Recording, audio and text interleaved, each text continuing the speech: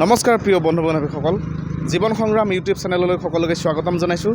250 kilometre যাত্ৰাৰ অন্তত বৰ্তমান মই আহি উপস্থিত হৈছোঁহি যোৰহাট জিলাৰ ঢেকীয়াখোৱা বৰনামঘৰ। এই ঢেকীয়াখোৱা বৰনামঘৰৰ যি তোৰণ আছে মূল প্ৰৱেশদ্বাৰ, সেই প্ৰৱেশদ্বাৰ মই কেমেৰা পাৰ্চন ৰাহুল কুমাৰ ৰঙাঙক দেখুৱাব অনুৰোধ জনাইছোঁ।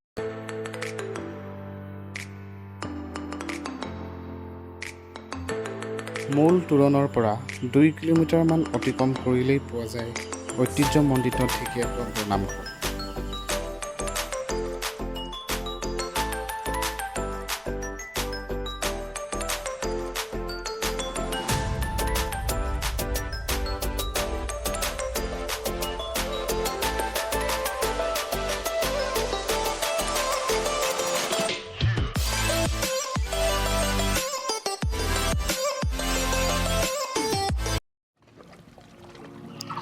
মহাপুৰুষ শ্ৰীমন্ত শংকৰদেৱৰ একশৰণ নাম ধৰ্ম প্ৰচাৰ আৰু প্ৰসাৰৰ বাবে মহাপুৰুষ মাধৱদেৱ আহিছিল এই ঠাইলৈ, আৰু এই ঠাইলৈ আহি তেখেতে চাৰিওদিশে 4টা খুঁটা পুতি স্থাপন কৰিছিলে ঢেকীয়াখোৱা বৰনামঘৰ।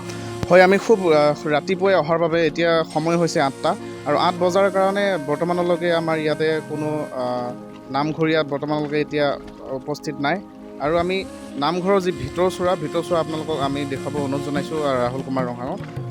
ইয়াতে আপোনালোকে আহিলে প্ৰত্যক্ষ কৰিব, ইয়াতে পানীৰ ব্যৱস্থা আছে, যি পানীত আপুনি আপোনাৰ ভৰি ধুই আপুনি আগবাঢ়ি গৈ থাকিব পাৰিব। ইয়াত কোনো ধৰণৰ ভৰিত যাতে লেতেৰা নাযায় তাৰ বাবে পানীৰ ব্যৱস্থা কৰিছে। আৰু ইয়াত আপোনালোকে প্ৰত্যেকটো নামঘৰত বা আজিকালি প্ৰত্যেকটো নামঘৰতে আপোনালোকে দেখা পাব যে এনেকুৱা এটা শিল পুতি থৈ দিয়া হয়। এই শিলটো পুতি থোৱাৰ মূল বিষয়বস্তু হৈছে এই শিলটোত আপোনাৰ হাতৰ স্পৰ্শ কৰি হাতখন বুকত দি আপোনাৰ সমগ্ৰ মোহ মায়া, জীৱনত যি আপোনাৰ মোহ মায়া আছে গোটেই মোহ মায়া ত্যাগ কৰি আপুনি নামঘৰৰ ভিতৰলৈ প্ৰৱেশ কৰি যাব।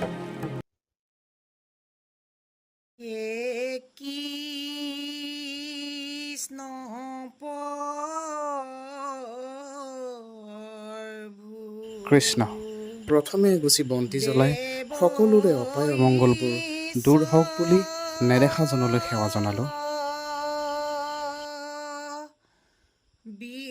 মহাপুৰুষ শ্ৰীমন্ত শংকৰদেৱৰ একশৰণ নাম ধৰ্মৰ প্ৰচাৰ আৰু প্ৰসাৰৰ বাবে 1450 শকত মহাপুৰুষ মাধৱদেৱ এই ঠাইলৈ আহিছিল। এই বৰনামঘৰটোত জ্বলি থকা অক্ষয় বন্তি গছ য'ত আছে সেই ঠাইতে এহাল বৃদ্ধ দম্পতী বসবাস কৰিছিল, আৰু মহাপুৰুষ মাধৱদেৱে সেই বৃদ্ধ দম্পতী গৃহত আশ্ৰয় লৈছিলহি।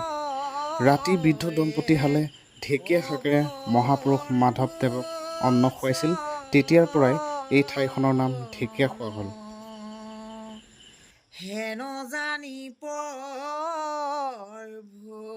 সচৰাচৰ মানুহে দেখা নোপোৱা ঢেকীয়া ফুলো ইয়াত সংৰক্ষণ কৰি থোৱা আছে।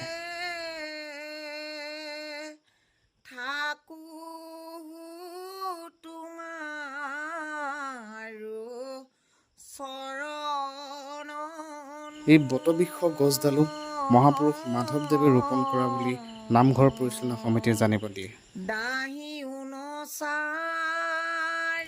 এইখন হৈছে দিহা নদী।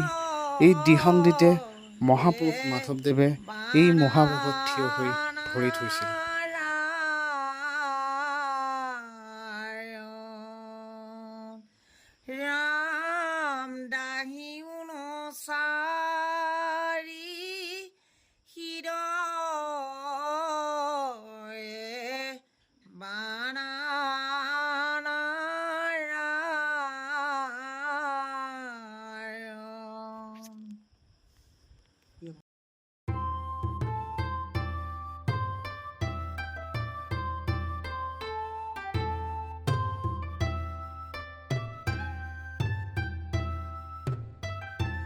মোৰ নাম প্ৰবীণ কলিতা।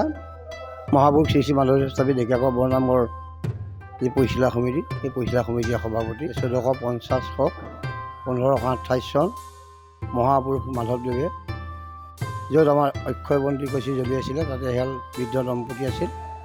সেই দম্পতী গৃহত এৰাতি আশ্ৰয় লৈ তেখেতে এই বন্তি গছি জ্বলাইছিল, আৰু তাৰপিছতে তেখেতক এমুঠি অন্ন খুৱাইছিল ঢেকীয়া শাকেৰে।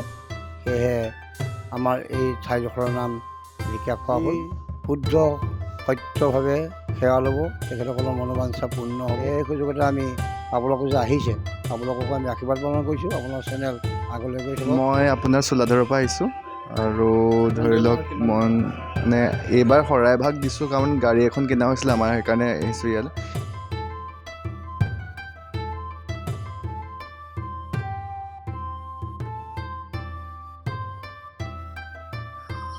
হয়, সেয়াই আছিল যোৰহাট স্থিত ঢেকীয়াখোৱা বৰনামঘৰ। ঢেকীয়াখোৱা বৰনামঘৰ আমি সকলোখিনি আপোনালোকৰ আগত দাঙি ধৰিলোঁ। আৰু এনেকুৱা ধৰণৰ ভিডিঅ' পাই থাকিবৰ কাৰণে মোৰ চেনেলটো ছাবস্ক্ৰাইব কৰিব, লাইক কৰিব, শ্বেয়াৰ কৰিব। ধন্যবাদ।